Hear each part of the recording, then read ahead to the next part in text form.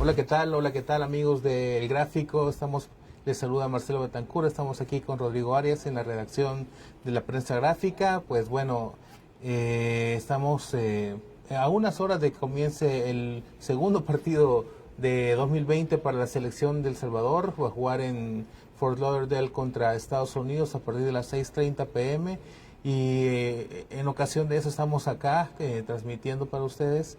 Un poco comentarle acerca de la rivalidad que ha existido entre Estados Unidos y El Salvador y detalles de último momento sobre el amistoso de este día que va a dirigir Carlos de los Cobos.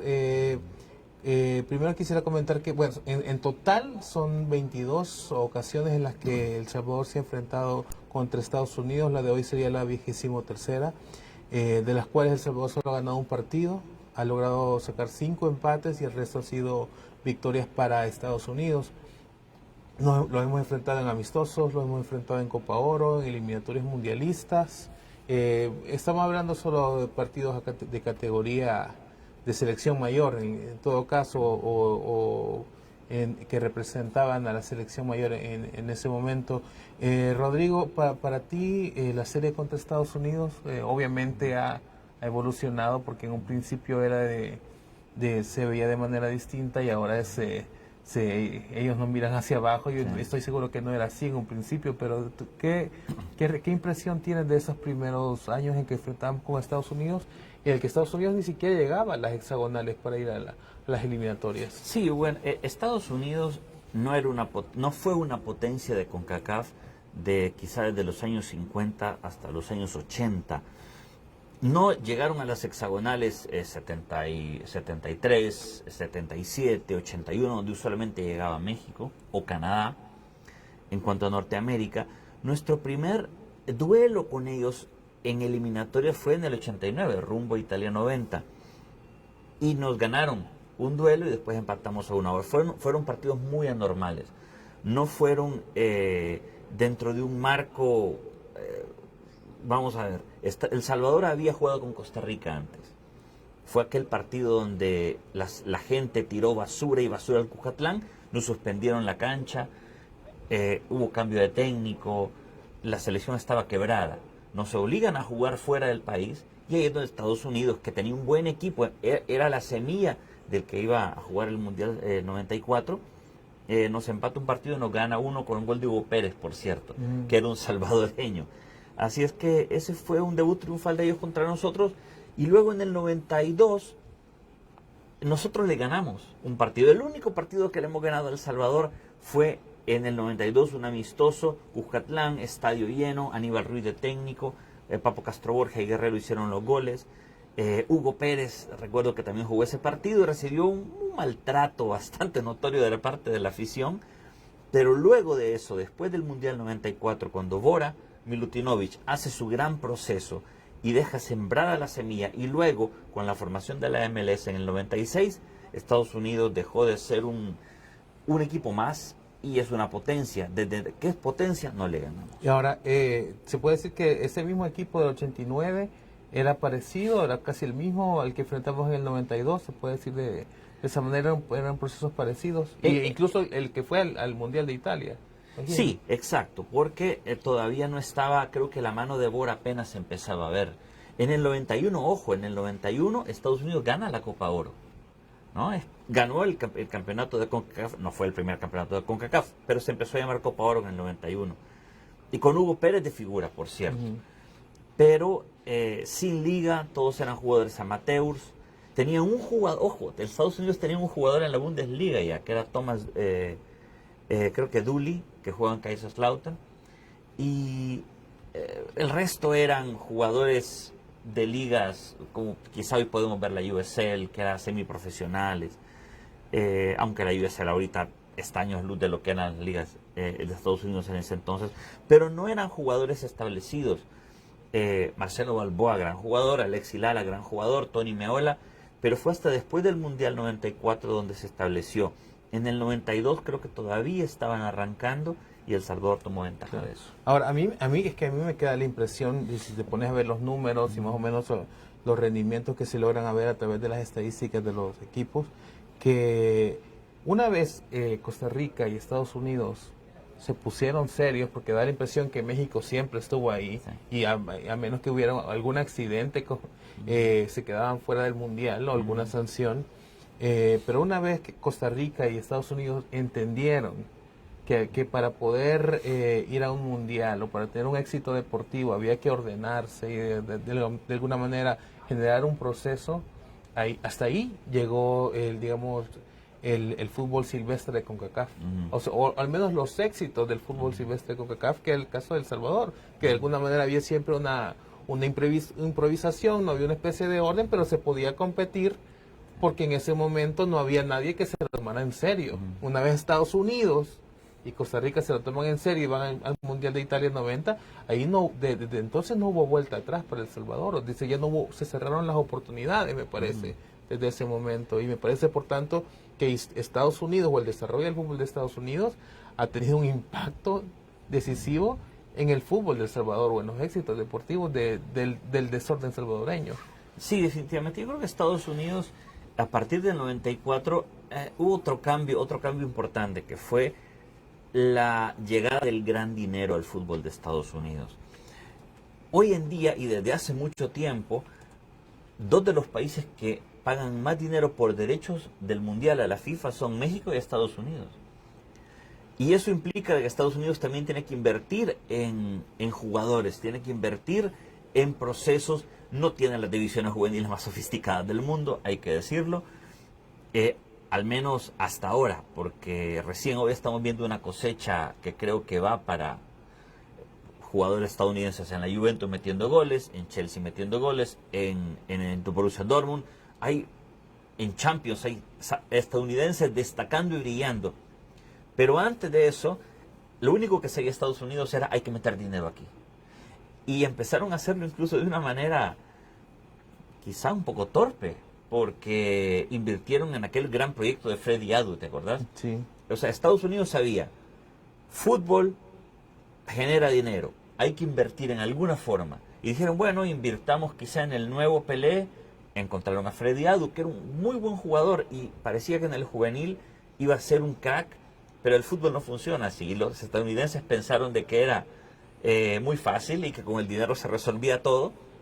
Invirtieron millones de dólares en Freddy Adu y se dieron cuenta, no es así.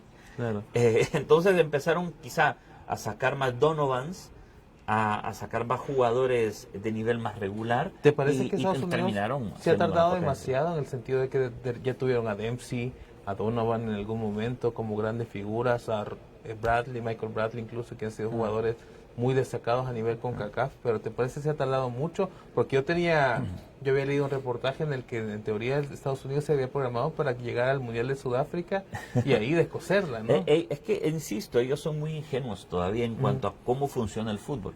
O más bien diría, eran ingenuos. Sí. Porque yo creo de que este año ha sido un golpe tremendo en la historia de Estados Unidos. Y vuelvo a los de la Champions. A principios de la década del 2010 había dos grandes posiciones, que era el fútbol de Estados Unidos tiene que crecer con la MLS y los cracks tienen que estar en la MLS. Y Don Garber, comisionado de la MLS, hizo esfuerzos económicos y políticos y dialécticos para llevar a los mejores jugadores a la MLS. Por eso Dempsey de Europa fue a la MLS, Altidore, Bradley.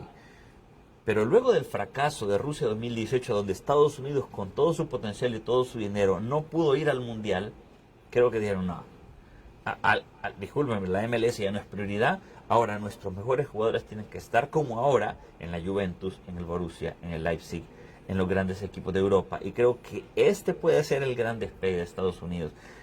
Insisto, esto es una potencia que se ha tardado 20 años en darse cuenta cómo utilizar, pero ya sabía que el dinero estaba ahí, así es que lo invierten y nosotros creo que estamos años luz de eso, y desde que Estados Unidos se metió en serio a esto, hemos estado cerca de ganarles, ojo, y no les hemos ganado a veces porque nosotros no queremos, pero sí ha sido muy Sí. difícil. Bueno, hay que decir que el caso de Estados Unidos cruza de manera transversal un montón de pesadillas para El Salvador, porque, bueno, recuerdo que yo creo que hubo un partido en las eliminatorias del 97, no sé si vos estabas en el estadio esa vez. El 1-1. El 1-1 Sí. que empatamos con gol de Díaz Arce Sí, acá, exacto. ¿verdad? En el que me da la impresión que ese probablemente es uno de los mejores niveles que ha estado la selección Sí, y que le sin hizo duda. cara frente a un gran equipo de Estados Unidos. Sí. ¿Verdad? No sé cómo recordás ese partido. Recuerdo que esa selección tenía para ganar a Estados Unidos, como tenía para ganarle a México. Yo creo de que se tuvo quizá un poco de mala suerte. Con México no empatamos porque no nos quitaron un penalti. Sí. Y contra Estados Unidos creo que se pudo ganar. Yo creo que faltaron algunos detalles. Estados Unidos ya venía incluso la generación que hizo Bora, que la tenía Steve Sampson, y era un buen equipo. Sí. Era un buen equipo que incluso había ido a la Copa América y que tenía un buen proceso. Cierto. No creo que haya sido pecado empatar con ellos, pero Sí. pudimos haber ganado. Sí, a mí me da la impresión que ese partido que pudimos haber ganado, se recuerda mucho el partido de Jamaica porque fue el último en el Cuscatlán, pero de alguna manera al ceder puntos en el Cusca con Estados Unidos, ahí se nos fue Sí. buena parte del boleto. Luego en esa misma eliminatoria jugamos visitamos, creo que fue en Foxboro el Sí. partido, y llegamos con el agua al cuello, Sí. buscando un milagro. Y fue un poco, me acuerdo que fue frustrante y fue un reflejo de nuestra improvisación. Creo que ese partido, como todos los en los que había un aleluya buscando el milagro, terminamos creo que con 4 delanteros en el campo. Sí, perdimos 4-2. Sí, y todavía un tiro libre de Cienfuegos Sí. en el último minuto que dio en el poste, bueno, una Sí, cosa no, terrible. de loco. Luego, siguiendo con las pesadillas que hemos tenido contra Estados Unidos, hubo un partido lamentable que creo que fue nuestro debut en las eliminatorias de rumbo a Alemania 2006, La cadenita. en el que expulsan a Denis Salas en el primer tiempo por tener puesto una cadenita, le sacan Sí. una amarilla, no se la quita, y luego le sacan la roja. Creo que también expulsaron a Juan Ramón Paredes, que era el técnico Sí. en ese partido, y fue de verdad que lamentable porque... y bueno, hay otras más. La de 2009 creo que también fue bastante... Sí. El Salvador creo que iba ganando 2-0, me parece, Sí. y le terminan empatando, y luego se descubre que en ese partido les habían ofrecido, le habían hecho un ofrecimiento a los jugadores por dejar escapar puntos con tal de beneficiar a algunos apostadores en el mercado asiático. Sí, Así que, solo para agregar lo del 2004, que nos ganan 2-0 los dos partidos, aquí y allá, Estados Unidos en ese entonces tenía uno de las personas que no queremos volver a ver en nuestra vida. Hay dos personas que no queremos volver a ver en nuestra vida. Uno es Pavón, el hondureño, que Sí. nos hizo goles, y el otro era el estadounidense Brian McBride. Ese tipo fue una pesadilla para nosotros. Cada vez que nos jugábamos nos hacía gol McBride, grandísimo jugador, pero no lo queremos volver a ver en sí, una cancha. McBride, bueno, y hay una larga historia porque antes era Winalda. Sí. En los 90, Sí. después McBride, bueno. Sí. Y por último, hubo otro caso vergonzoso en 2017, en los cuartos de final contra Estados Unidos, un partido que El Salvador lo jugó bastante bien, de la mano del técnico Eduardo Lara, pero sin embargo terminan castigando a 2 jugadores porque mordieron a 2 defensores, a 2 jugadores. Creo que mordieron a Omar González y a Josie Altidor. El caso era Henry Romero y Darwin Serén. Sí. Terminan siendo castigados por esa acción en otro de los episodios vergonzosos en partidos contra Estados Unidos. Sí, yo creo que duele el del 2009, que en circunstancias normales El Salvador ahí ganaba, tenía Estados Unidos, lo tenía en la lona, pudimos haber ganado 3-0, ojo que no nos pitan un penalti, íbamos ganando todavía 2-0 y no nos pitan un penalti clarísimo, pero clarísimo, más grande que el Cuscatlán, el penalti, pero en realidad lo perdimos por culpa nuestra, porque fue un juego con demasiadas nubes negras alrededor del vestuario salvadoreño. Futbolísticamente El Salvador tenía todo para ganar y nosotros mismos nos saboteamos. Claro. Bueno, ahora llegamos al 2020, obviamente, el partido de hoy, otro amistoso más contra Estados Unidos, y en el que pareciera que las cosas no han cambiado, que simplemente es la tendencia de que se ha mantenido en los últimos años. Para Estados Unidos es un partido fuera de fecha FIFA, de esos normales en los que aprovechan para probar muchos jovencitos. Ayer hablábamos con un periodista en un programa, el Guri Guri al aire, hablábamos con un periodista colombiano especialista en la MLS, en lo que nos decía que la gran base de este equipo es el que estuvo en el Mundial Sub-20 de 2019, Sí. ¿verdad?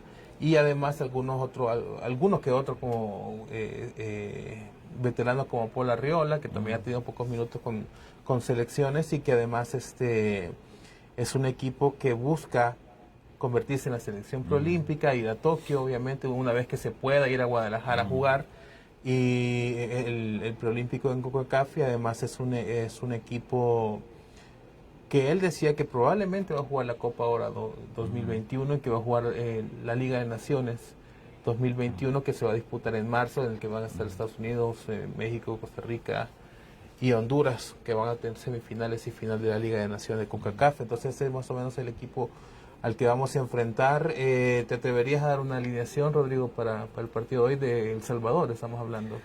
Bueno, yo creo de que en cuanto al portero y la defensa no hay muchas dudas. Henry Hernández es el capitán, creo que debería ser el titular. Luego en los laterales creo que Tamacas y Jiménez vienen con años de estar en la selección y cumpliendo.